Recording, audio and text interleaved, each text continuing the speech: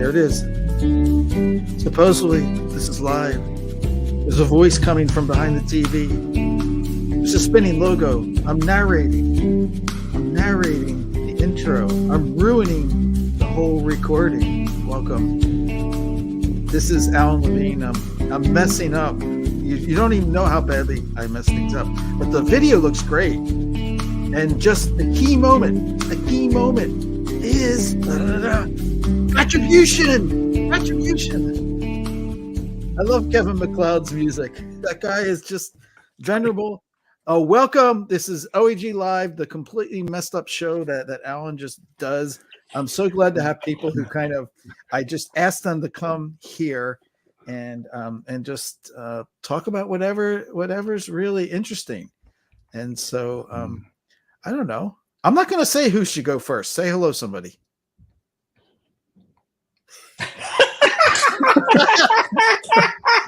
All right, I'll call Alex. Alex. You're right next to me on my box. So. Hello, somebody. We're too polite. You can see like the low production values that I got going here. It's the Canadian version. Yeah, we're too polite. Okay, so tell us where you are, Alex, right now. And I'm in Tiohtià:ke, in the city of Montreal. That was built on top of Tiohtià:ke. That belongs to the Kanien'kehá:ka people and on unceded land. Obviously, Montreal is a pretty interesting place for a long time, including as a meeting place for different First Nations around here, including some Anishinaabe and so on. So, that's where I am. And that's where I grew up. I came back after some years in different places. Yeah, well, I look forward to catching up because I haven't talked to you for eons. And so stuff has happened. And next over to the opposite side of the country, I'll welcome Brenna Clark-Gray, who is not going to talk about artificial intelligence. We're not even going to bring it up. We don't have to. But I do want to hear for that. I don't understand. I came for that, Brenna. Oh, no. I better go. No. But I want to hear how you talked about yesterday because, I love the title. But let us know where you are and what all those bright yellow Post-its mean next to you. Oh, that's just everything that's not done yet. I'm joining you from Kamloops, BC, which is the Kamloops Te-Secwepemc territory in Secwepemc, where it's finally winter again. It's been a very disturbing winter here, given our propensity for drought and fire. We've had very little precipitation on a lot of awfully warm days. So the snow came back and I'm awfully happy to see it. It's good to see all of you. I haven't chatted with, any of you in ages, really. I know. So that's the purpose here. And then just yonder over the mountains to Paul. Right, here we are. So thanks for inviting me, Alan. I'm speaking to you from near UBC in Vancouver, unceded territory of the Musqueam people. And I am jazzed to be here and be part of this open conversations with the right URL. So what can go wrong from here? We're all in the right spot. Yeah, well, I kind of just thought it's good, like, because we do so many things where we're presenting and we're doing things structured, and like we don't always have the unstructured time to have conversations, and more or less like look at this is my Canada contingent here that I've tapped into. Tomorrow I got my friends from the UK and Scotland coming in, so that'll be good. And Marie Scott's going to come to that one, Brenna. So cool. But a lot of it is just to like ask people about, because I can like catch up now and finally get to hear what's going on. But I will start with Brenna because I haven't been following the detox this year as much. I've seen the posts coming in, but you just did a talk about that subject we won't name yesterday, right? Yeah, with Autumn Keynes. It was fun. I got to host Autumn for the BC Open Education Librarians group. And it was a good talk about, is there space for the values of open education in the world of generative AI? And Autumn was wonderful. That talk is posted, I think, now at least on the Langara Library page if folks are interested in checking it out. It was good. Yeah. Somebody was just asking me, and I can't remember who it was. Maybe it was Anne-Marie, but I'll try to put it down. So, so what was the answer to that? We're not talking about it.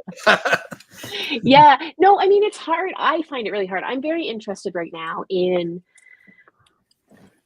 because of where I work and the spaces I work in, I'm very interested in institutional values and how they do or don't intersect with the technologies that we choose, and for me here at TRU, sustainability is a big piece. We spend our summers on fire, and we have this technology nipping at our heels that's extremely thirsty, and that generates an awful lot of carbon. And so, when we want to make a statement like, oh, we're the most sustainable university going, but we don't seem to really think about how the technologies we select maybe do or don't feed the values and missions of the university. So that's what I'm thinking about all the time, because I really like being depressed, I guess. And so, it does right now feel like a little bit, technology where it is right now, it makes it feel a little bit intractable, I think. But I hope to be wrong. Right.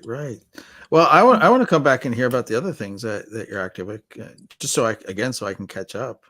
Yeah, so the biggest thing for us right now is that we have established the Thompson Rivers University Open Press. So from an open education standpoint, that's our biggest deal. It's a big commitment from the Provost's office to fund open publishing in all kinds of different forms at TRU for the next 3 years, funded through to the end of the 25-26 academic year. And so that's been really exciting. We have a person whose full-time job is copy editing OER and open projects, and a person whose full-time job is doing the production work on those. We have an actual publications manager in place to manage that work. So for the first time in a long time, I think folks are feeling a little bit like undertaking an OER or an open publishing project of any sort is maybe something that can be sustained alongside their regular workload, because there are supports in place to do it. So it's a limited time thing right now. We're hoping to bridge into base funding, the kinds of phrases I never used to have to use. And it is super exciting. We're hoping it'll be a long-term project for TRU. Thompson Rivers University has a great reputation in developing open, but it has been starved for a really long time. And certainly since the start of the pandemic, there's been no resourcing. So I'm hopeful we're turning a corner with this particular project. I mean, when I hear it described, it's very broad in terms of what press is. It's not, you didn't slap up a Pressbooks instance. I know that. No. Although, there certainly are projects that are being built in Pressbooks, lots of web-based projects too. But we really did want to think about it as broadly as possible, because, there's a lot of emerging mandates, like from the Tri-Council, you have to have this knowledge mobilization plan. Well, what does that mean if you've never had any support or training in knowledge mobilization, knowledge translation? What does that mean? You have to publish in the open. What does that mean if you're new to the world? So in some ways, we just wanted to be a place where people could get support to try new things. Like maybe your research project really needs a podcast. We can help with that. So we're trying to conceive of things as broadly as possible. Got lots of students working for the press as student researchers, starting some practicum projects. So that part is great. It's very energizing for sure. All right. Well, I want to come back and hear more. Paul, can I guess what you might want to talk about? I'm unprepared, Alan. You're unprepared. We can talk about the cat that just walked across my desk. But... And by the way, what a cutie. What's the cat's name? Sorry. That's Maggie. Maggie. It's short for I'm so bad on my Harry Potter trivia, but it's a character from one of the Harry Potters. Very good. Yeah. Very good. Well, looks sweet. So what do you do? What do you do, Paul? What do you? What am I doing? Well, I'm really enjoying actually putting more time into open source work. That's for sure, Alan, been a big thing for me. I'm doing interaction design with my projects as well, and Doxify This is actually, probably getting the most traction, I'd say, of my open source work. you know, being able to get people to try Markdown publishing now with just copying and pasting a single URL is really kind of seeming to like lift a few other boats and helping people along the way. So you can let me know what you want to see a bit later on during the session. But I do have some new stuff to show that I've been working on last couple of months in particular. That's definitely been my focus, is open Markdown publishing remains my passion, and see where that goes with the Docsify This project. Right. And so, like, do people still scream when you say Markdown?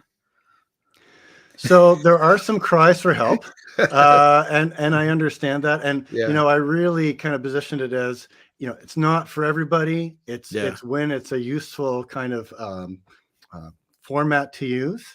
And I look at it as more like a niche project. You know, it's never going to be, this big, huge, everyone there.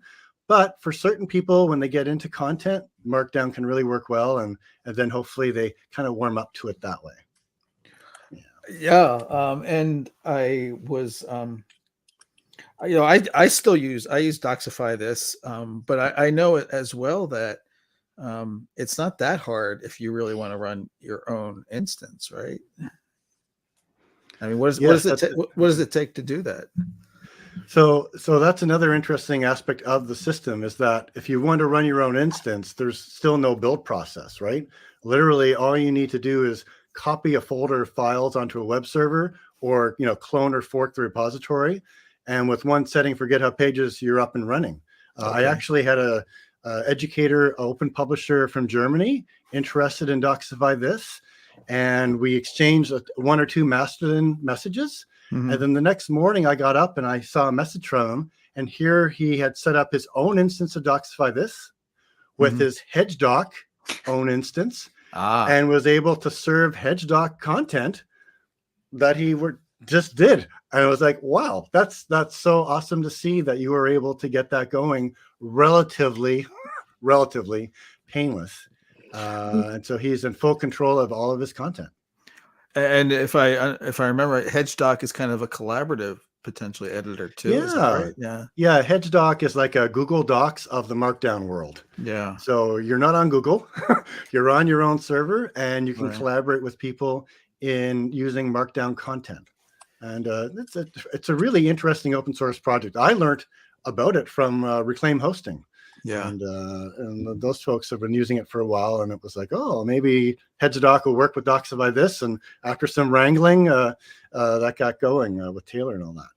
Okay. Well, we'll come back, and I definitely want to see a demo, but just hearing you describe, it's like, it's about time. I did remember that it was pretty easy to do, just copy on GitHub and get your own going. So I think it's time I try doing that myself. You could take it to the next level. I'm several levels behind. Or ahead, depending how you look at it. Yeah. And Alex, I'm so glad you responded to my call, because I lost track of you. Where did you go? Home. So I'm basically a freelancer now. I was already working from home at the previous institution where I was. So I'm now in my 33rd job and my 31st. The 32nd only lasted a few weeks, but I was teaching UX research at a private college in Montreal with students from France. Mm-hmm. But my 31st job is being a UX researcher for a small firm based in Montreal. And my 33rd is actually as a pet counselor, temporary job with École de Technologie Supérieure. They're building a UX design program. That's a new bachelor's degree. That's the first time they have. They have now 2 programs that are not in engineering at that school. It's kind of a polytechnic institute or something like that. So that keeps me busy. And basically, I didn't leave open education, but my involvement is as an outsider, which I find fascinating, because a lot of what we're talking about, like Brenna was talking about institution and values, right? There's so much to that is obvious from the inside, obvious from the outside, but what's not obvious at all is the connection between the two. Is that we have shared values. Like last year, and I posted it in the chat for YouTube. Last year, Rouge des Amis and I, both of us were specifically in institutions at the time, and we did, basically a talk about our values for library-led work about epistemic justice. Like, it's pretty obvious that many of us really want justice for everyone in terms of knowledge. And there's a name, like epistemic injustice does exist. It's something that's very sad that people's knowledge is being stolen in different ways. Like, it's being put under the rug in so many different ways. And there's a whole decision as to what counts as knowledge. So that's literally philosophical, and it's very important because it touches on our values, right? That we do care about who decides on the knowledge itself, what should be taught and learned, what should be shared. And in institutions, there's kind of a backdrop for this that makes it very hard to act upon it. We can talk about it, that's fine, but it's very, very, very hard to act upon epistemic justice. Apart from a few places, like even when we were in Nantes with Old Global, there was something about open innovation. And I listened to the talk again, and honestly, that's part of the work we do in the community itself. Like community-based learning, including popular universities, there's some of those around the world. Sometimes they grant degrees, but sometimes it's actually open conversations in a cafe. Like there's something called, at Concordia, it's called University of the Streets Cafe. And it's based on the philosophy cafe, Café Philo, in France, that was used also, I think, in either Victoria or Vancouver, I don't remember, but somewhere in BC, they did something similar. And 20 years ago, they created that program, and we have public conversations about all sorts of topics. It can be very light in content, including one, I tend to tease about this, but it's actually a very interesting topic about nursing in public, like women who breastfeed in public, and I call them lactivists. About the lactose that they give to their children. But there's something about that is kind of a light topic, but at the same time, when we bring people to discuss a topic like this, all sorts of things happen that really create new knowledge for everyone involved. I've been to several of these conversations that were more deeply involved in insight and learning than most seminars I've been to. And so I think we have a duty as, I wouldn't even call it, I know that the term is not good, but it's kind of accurate, as public intellectuals. That we have a duty to go to some places, and the intellectual part is not because we're more intelligent or anything like that. It's more about, it's part of our job to think about knowledge and to go to different communities and to do events where we bring people together, and the knowledge will come from people.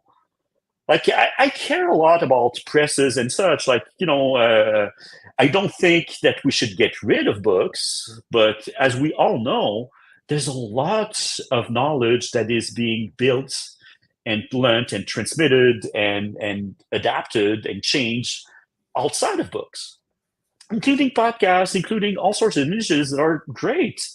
Like Brenna has been, awesome at doing things. Like, I really think that you're doing well for the movement as a whole. And Open Press, it's great for that. But it's also that you have an open mind, that it's not just about having a Pressbooks instance. I love the people in Pressbooks, right? They're based in Montreal, technically. And Hugh McGuire, before it was mostly in universities, it was with publishers who have, specific needs. That makes sense. But there's also a community of people who care a lot about books and can create new audiobooks that will be accessible to all sorts of people.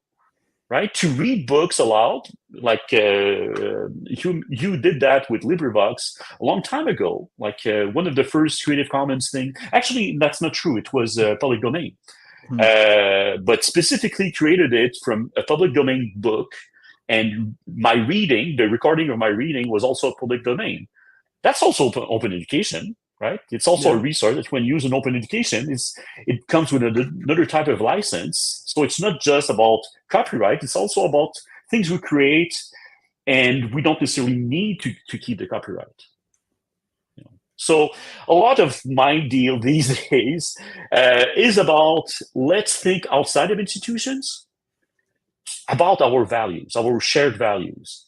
If someone wants to be in open education to create something new, that's fine, but let's take into consideration that there's a lot of material, especially in English, but even in French. Like, people tend to say I'm a francophone, as you can hear by now, but francophones say that there's not enough resources in French. That's not necessarily accurate. It's that there's a lot of resources that don't carry the same licenses, but also that people want to create new material that takes the place of somebody else's material. That doesn't go with my values, right? It's really about adapting the resources that already exist. Adopt and adapt instead of just creating new resources because we can get funding. That's my soapbox, but that's what I let you run with it. And some interesting echoes of some other conversations that I had, or actually earlier today, with Jim Luke, who wrote one of the chapters in Higher Education for Good, and this whole idea about a knowledge commons. And it kind of runs counter to the institutional structures that we know so well. And, at some degree, it feels like we're swimming up water, but it kind of came around to this last section where really, in Jim's words, like, the commons are the people. And it sounds kind of like, oh yeah, pie in the sky. But, I know from the three of you sitting here in the room is that our connections aren't based upon where we are sitting within an institution. And so, and the other thing is that realizing, when I was looking at, I think Verena Roberts was sharing the things that people were doing for the open ed that she used to be part of. Now, apparently they can run it without her. But seeing how many people, like there's a lot more people in the quote unquote game now. So there's more people doing openish things that honestly, you can't even track it all. And that's a little bit of positive hope. And you probably see it like in where TRU, Brenda, has like evolved. Yeah, and it's something, chicken and the egg conversation notwithstanding, but I think it unfortunately maybe has had a lot to do with moving the needle on some of the institutional legitimacy around open. Like, people feel like they can engage in the movement, and it's not something that they're doing instead of or on top of a more traditional way of thinking about whether it's pedagogy or scholarship, but that it will, quote unquote, count.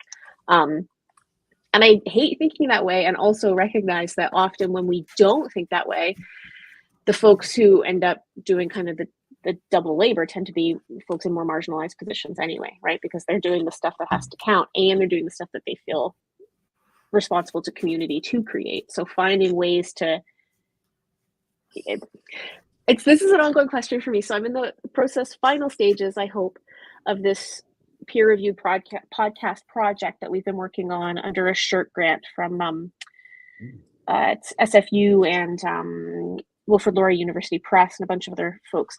And it's been really interesting to me because I want to make podcasting legible to the institution for all those reasons that I just talked about, right? Legitimacy does matter, and who can take the time to do the work when the work is not read by the institution limits our pool of people who can do it and all those kinds of things. And at the same time, this constant pull of like going through the process of peer review with a university press with my podcast and not destroying everything I love about podcasting in the process, right? It's actually not simple, not a simple equation. It's something that I've been thinking through a lot, both with the peer reviewers who have been great about being kind of open and conversational about the process, but also like being upfront with the editorial people at the press about my misgivings with all this. And it's, how do we retain what's great, flexible, lively, alive about open, when we try to make it legible to the institution is something that I think about an awful lot these days. And as I said at the beginning of the podcasting project, like, I'm not sure that I can. We'll see what happens on the other side. Will I feel differently about this project once it's been kind of wrapped up and legitimized by a press than I do about something like You Got This, which when I was making it, recorded weekly, often edited very late at night on Saturday night to get up, first thing Monday morning. And it was a DIY kind of punk process that I controlled entirely myself, right? So I think there's all these things at play when we try to make things legible to the institution for all good reasons. And I think what's been most heartening to me about looking at that list of talks at the Lightning Talks this year, or seeing the kinds of projects that folks who have never been involved in open before are bringing to the press, there's an awful lot of life in the movement that is exciting to see, even as we try to find ways for that work to quote unquote count. And just like, how are you thinking? How does peer review work in the podcast? I have a vague idea, but I'm curious. So it's been an interesting process. So in the case, there's a pilot project that came out, a podcast called Secret Feminist Agenda, and you can check out all of the open peer review process that show went through, which is all posted on the Wilfrid Laurier University Press site, and it's fascinating. For this show, we had 2 external peer reviewers who both committed to an open process. They were each asked to listen to, I think they were asked to listen to 6 episodes. There's 14 in total, so I think they had 6 each, and because they're paired episodes, and they were asked to answer like a set of questions, and they really are, in many ways, there's a lot of very standard, like University Press type peer review questions, and then lots of questions about things like the medium itself, the production, those kinds of pieces. What was great about this process, though, was that both reviewers agreed to sit down and record like a bonus episode at the end where they talked about the process. But it's interesting, right? Because one of the peer reviewers was saying, like, I wasn't sure how much to comment on at this stage. It's like, how done are you? How willing are you to go back and like re-record huge chunks of the episodes? And, that's something that was part of the discussion as well. But yeah, I'm finishing up those final edits now, and it's definitely in many ways a stronger podcast for having gone through, it's a stronger sort of work for having gone through that process, and I've learned a lot. Is it still a podcast? I don't know. Not 100% sure. There's something I really hang on to with podcasting about it being sort of immediate, and a little bit, I think these are my own hangups, but I like it to be a little bit rough and ready, right? Like, I don't love the incursion of all of these professional production companies into the podcasting space. I miss the kind of rough around the edge vibe. So yeah, I don't know. We'll see. It's hopefully early this year. It'll be out in the world for folks to check out. Yeah, well, it's already March, and I'm saying early this year, so probably not early, mid this year.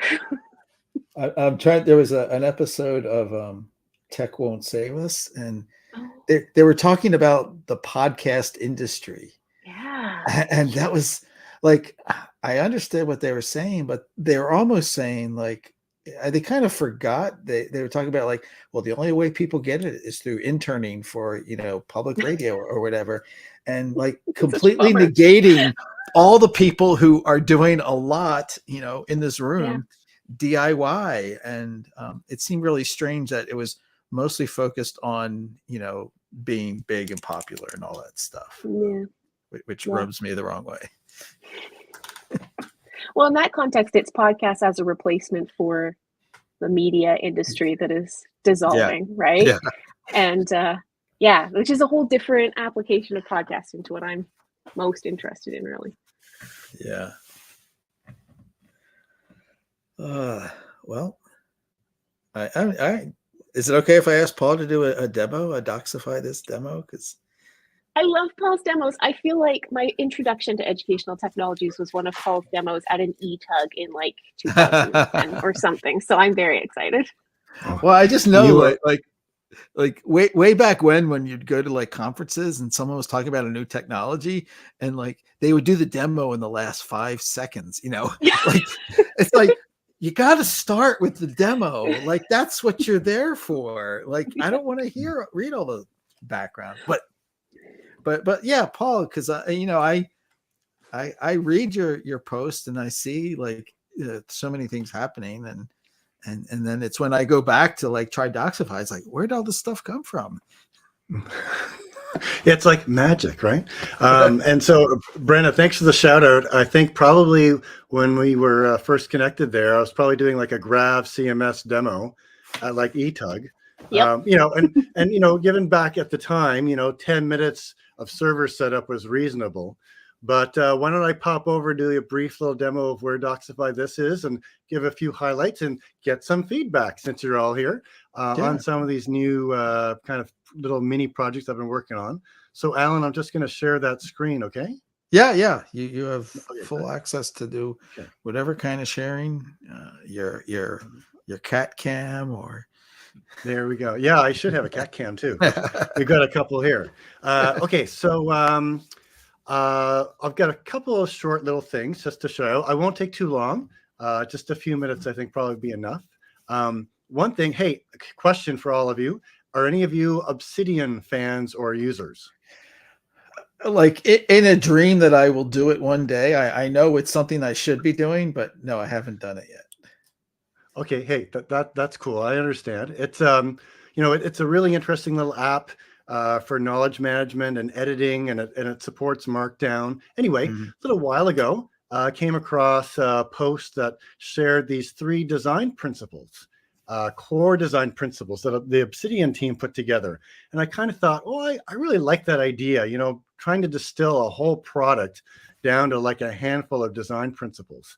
So I kind of put a little bit of time into it, and I put together this little list for Doxify this, because really, in terms of my belief and passion about open education and open publishing, being able to share a frictionless Markdown publishing approach is really important. I think I've talked a little bit about this in the past with you, Alan, that Doxify this is not the end all to all Markdown publishing, but its goal is to help someone start.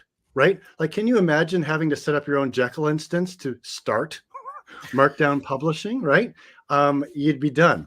And so, trying to really get it so you just copy a single URL from like a Codeberg repository or a GitHub repository, or even like a web server URL, and being able to turn that into a web page. Anyway, so that's important. Being able to modify how content is displayed at the URL level, which is very unique with Doxify this. So you can repurpose content, your content, your control. Doxify this doesn't force you or ask you to upload any content at all, anywhere. It uses what content you already have online. So that's another key principle that's important to me. Of course, don't have to preach here supporting the 5 hours of OER for this crowd, so I'll let that go. And also authors helping other authors. I appreciate probably, Brenda, you've got a lot to say about this too. At institutions, trying to get help with things can be a challenge for all involved. And so whenever we can empower people who use technology to help others use that technology, I think that's a pathway to go through. And with Doxify this, you can actually kind of share pre-configured web page builder pages. So you can help someone kind of get going faster. So anyway, what do you think? Do these principles resonate with you folks in terms of some of the topics we've talked about so far today? I don't think you're getting any disagreement. Okay. Well, that's a good sign. Yeah, that's a good sign. Okay. So what about another little recent update is, improved accessibility. So thanks to the contributions of John Hildenbiddle and the Doxify repo, we now have some accessibility improvements coming down the pipe. The ability with a screen reader or using the tab key to skip to main content and jump right into the content of a site and not go through the sidebar elements at first. So that's a usable accessibility improvement. And as well, improving area attributes. So when you're using a screen reader and assistive technology, knowing, for instance, when you're on the current page of items in the sidebar. So that's a little accessibility improvement. Again, thanks to John Hildenbiddle for that. Nice. Multi-language support. So that's a new thing. So I want to show you the structure of this in the back end, but basically this is a little demo site. We have obviously English content here, and we have a Francais link. We can change our content to French and even change our link to modify that content that's stored on a GitHub repository. And if I clicked on that link, you'll see here the kind of structure. Again, because it's your content, your control, these are raw files that can be put in the open, that can be modified by others if you want to, et cetera, et cetera. This is all the French content for the site. And if we went up a level, then this would be the English content for the site. So each language is basically a separate markdown file, and that's supported through Doxify this. And finally, thanks to Jason Toll and his work on, he did a little mini course a couple weeks ago about portfolios and sharing portfolios. He shared out some Notion templates, and I decided to, for fun, try to see what that could be done with Doxify this. So this is actually a Doxify this site that's based on a Notion project like template. So we can tap on a website redesign, and we can see, you can kind of zoom in an image, and you can kind of scroll down and get embedded YouTube. Nothing, too complicated. But again, it's all individual markdown files. And lastly, this is a little bit more of a complex visual portfolio site where you have a sidebar. You can navigate to different areas of that portfolio.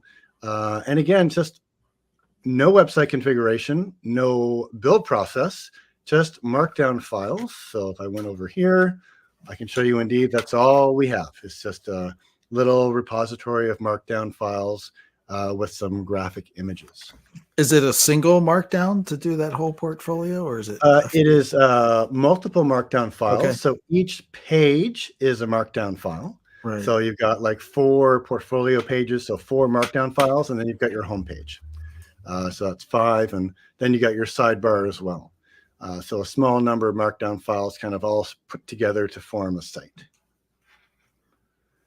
So I think that's probably a little update for everyone on Doxify this. If you have anything that catches anybody's attention or something, feel free to let me know. Oh, I'm like fired up. Of course, the thing I always I'm compelled about is that so much when we talked about presses and publishing, it's like things get focused on this fixed version, and to me the whole power of this can be rather dynamic, and so you can have collaborative editing. It doesn't take much to make an update or to make it as current as possible, and that's an area that interests me, because I think we get really focused on getting the version out, and you get like eaten up by the details of getting that right.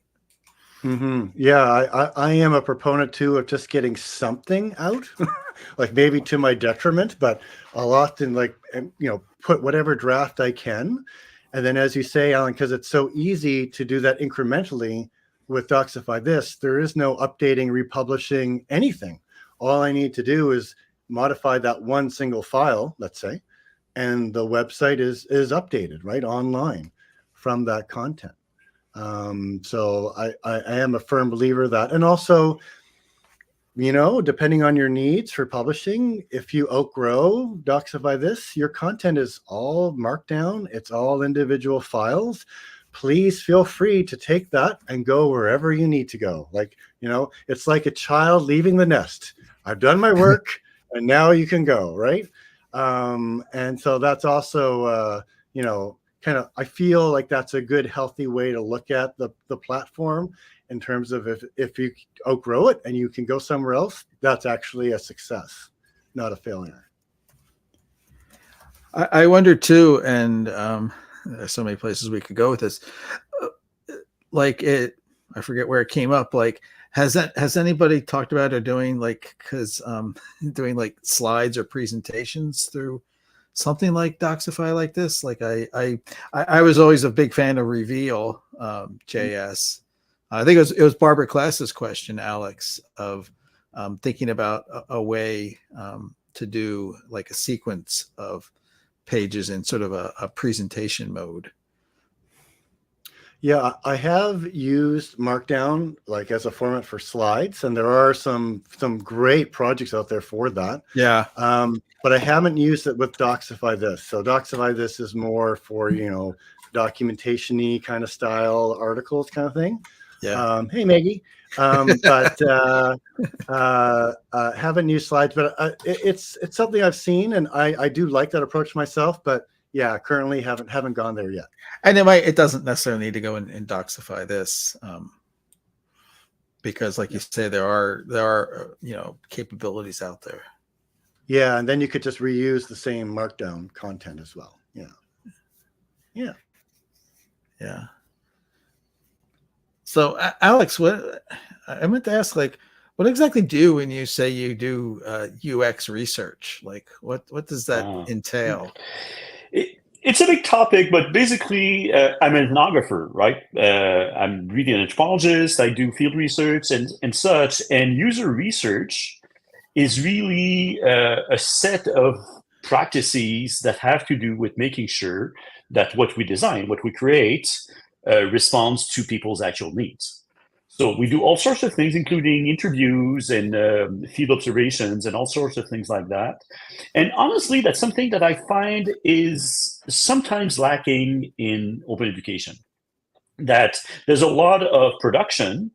Again, the soapbox, but still, you know, there's a lot of production like, oh, people need this. Okay, whose people? Did you ask? Oh, we did a needs analysis. Okay, with your existing crowd. But sometimes it's, even in terms of accessibility, right?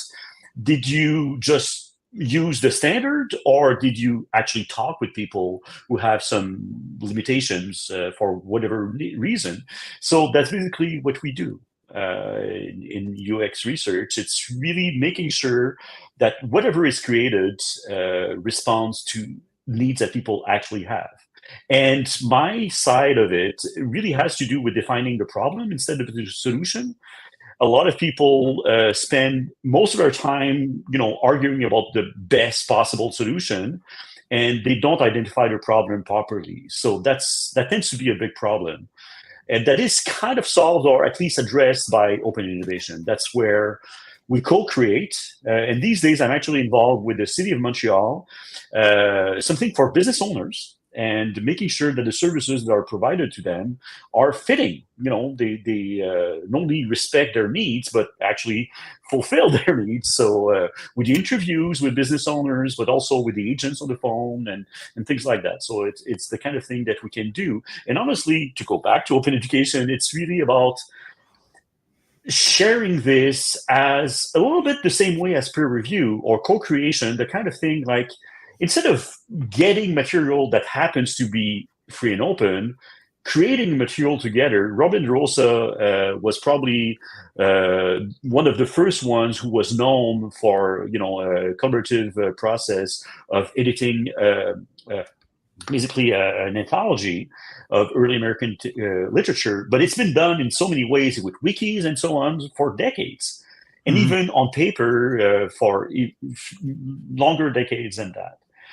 And in a way, to go back to the open publishing and the peer review, I don't know if some of you have been reviewers in an open review process, an open peer review process. And honestly, so Barbara Class, whom we just mentioned, she's basically the editor for a journal about open education that uses the process of open peer review. I'll put it in the chat for the stream. And honestly, it's kind of a challenge because it's the opposite of double blind. We actually know the reviewers, the people whose articles are reviewed know that we're involved. So in a way, we need to be careful. They are our peers. So it becomes more of a conversation in a way, like you could do it this way. It gets just a little bit different from what we expect from the publishing world, but it's great in terms of continuing a conversation that will have an impact on people. So OJS, the Open Journal System, I'm noticing that there are some feature requests specifically for open peer review, but I know that it works in Open Journal System from PKP, the Public Knowledge Partnership, out of Simon Fraser. So, the affordances technologically are there. What's needed is to have that kind of process where we review together. So going back to research is exactly the same kind of thing, is that we do it not just to check a box, but to actually improve what we're creating, whether it's an article in a journal or a podcast, or a product that will be given to people on a website.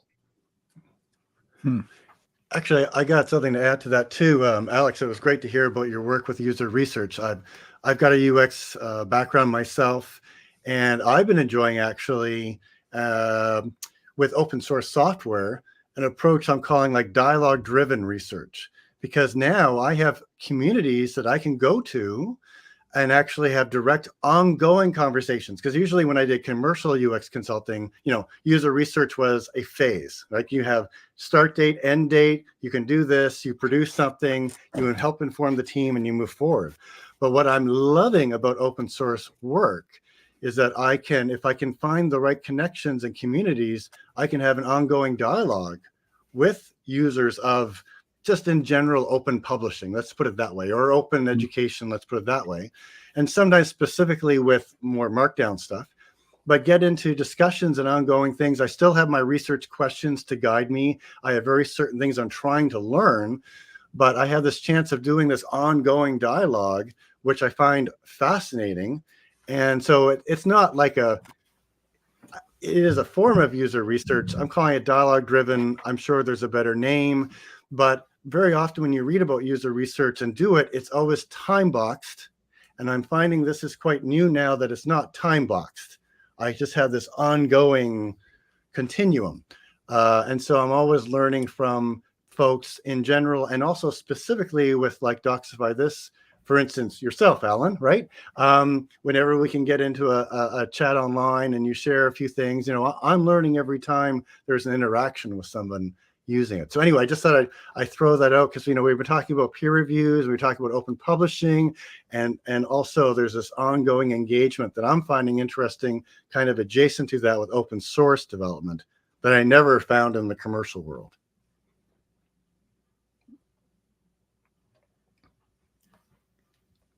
All right, I'm just always get a little thrill when like the connections just happen in a conversation of four right there. So I honestly, like I've seen the words open review, but I hadn't really thought about it that much. And ideally it could, like if it's as like ongoing, I would imagine though you still have to like make sure it gets done and don't rely on just the fact that someone decides to give you the feedback. So there is some of that balance about getting the right amount or not too much, but like an opportunity to have that channel for you to just get the spontaneous review. The fear from open, yeah. It's always been the fear of being judged, right? Yeah, that is true too. Right? You have to be comfortable in the space, and only in spaces that you're comfortable in, I suppose, right? So yeah, that could be something to consider. Yeah. And I want to appreciate that we haven't said anything with 2 letters in it, Brenna. Okay. I'm very grateful. Nor am I feeling the need to. Isn't that the nicer part,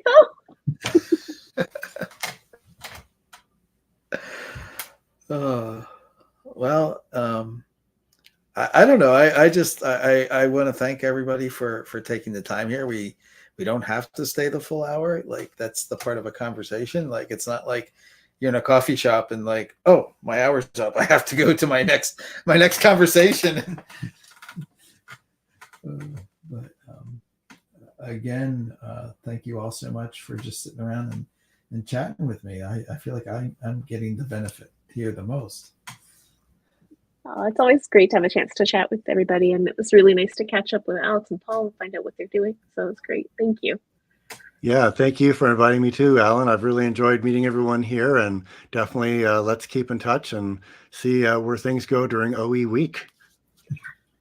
Yes, and I will. I'm inspired now to set up my own Doxify this, and I'm thinking too about this idea. Like, I'm with you, Brenna. Like, podcasting to me is always kind of like the informal way of doing it, but thinking about some other ways and approaches, and thinking about where else it can be useful as a communications medium that's not necessarily just the talk show format style.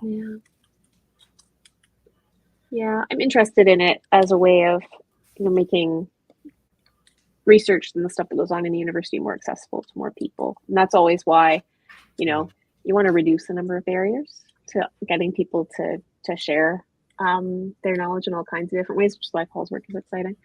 But also, peer review is there to assure a level of quality in research outputs. Maybe we could have a whole discussion about that, I'm sure. So, how do we sand the edges off that process? Or, Alex's point about shame, like, ideally it should be conversational, it should be a process, and instead it sort of becomes a cudgel, right? That people feel like the process is designed to limit or gatekeep. So I think the more we can apply our flexible, open ways of thinking to processes like peer review, better in the long run. Excellent. Well, I'm going to close out with our little bit of dancing music, and Cool. Thanks for the couple people who've been listening out there. There've been a monumental number of visitors, as you can tell. But honestly, like, it's just I really appreciate getting the opportunity to do this. So thank you, everybody. Thanks, Alan. Thank you. Have a good day, everyone. Thanks. Cheers. Bye-bye.